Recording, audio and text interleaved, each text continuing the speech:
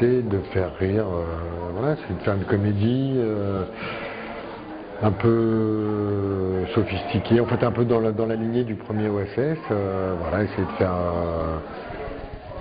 ni mieux, ni plus drôle, ni plus. Essayer de faire, en fait, c'était un bel objet en un film, et essayer de faire un bel objet en deux films. C'est un peu un anti-James Bond, le personnage, donc l'idée c'est aussi de pas faire une franchise comme ça qu'on peut étirer à l'infini. Selon moi, mais je peux me tromper, selon moi il y a la place peut-être encore pour un, mais personnellement je crois pas que j'en ferai d'autres.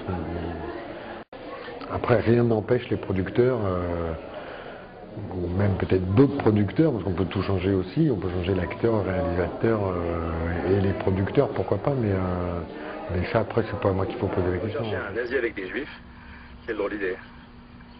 Et pourquoi donc? Enfin, il va la reconnaître. Comment ça? Je sais pas, le nez déjà. Les oreilles, les doigts, les yeux.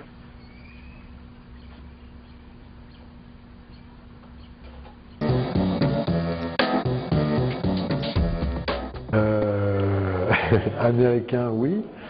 Français, je pense. En gros, s'il y a des gens qui veulent le comprendre de travers, ils comprendront toujours de travers. Le problème, si vous voulez, il est... enfin, moi, je me pose la question un peu différemment, c'est-à-dire... En gros, il y a toujours 2% de connards qui comprendront ce qu'ils ont envie de comprendre. Donc, soit on fait des films en disant, attention, il y a 2% de connards, mais de toute façon, qu'on les fasse ou qu'on les fasse pas, ça ne changera rien. Ou alors on se dit, il y a quand même beaucoup de gens qui sont intelligents et on va leur faire confiance et on va aussi travailler non pas en nivelant le public par le bas, mais en essayant de si ce n'est de le niveler par le haut, au moins de s'adresser à des gens intelligents. Maintenant, je riais au début de la réponse parce que effectivement en Russie, en Sibérie, il y a un mec qui est venu me féliciter pour le film et qui visiblement avait tout pris au premier degré et trouvait ça très bien, pour la faire courte en gros, que je fasse un film en disant tout haut ce que tout le monde pensait tout bas, grosso modo. Donc ça, si vous voulez, c'est absolument atterrant, c'est terrifiant, et mais il n'empêche que c'est pas pour lui que c'est pas pour lui que je passe 3 ans de ma vie, donc et que je fasse ce film ou que je le fasse pas, ça ne change rien pour lui.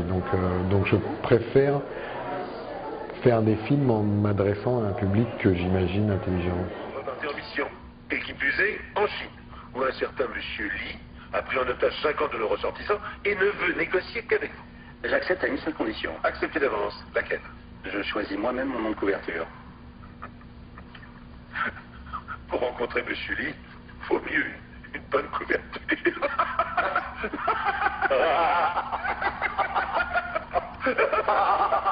Oui. Sinon, je me mettrais dans ce beau drap.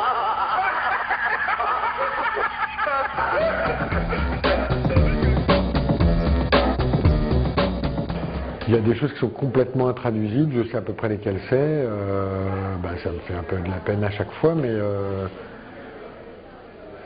bon, on a écrit le film un peu sans calcul, quoi. C'est-à-dire qu'il y a des choses qui nous font rire, on les a mis parce que ça nous faisait vraiment rire. En plus, c'est quand même un héros qui est typiquement français, donc il y a notamment une scène dans le film qui est une scène de bureau typique avec des gens qui ne parlent que avec des noms de famille typiquement français.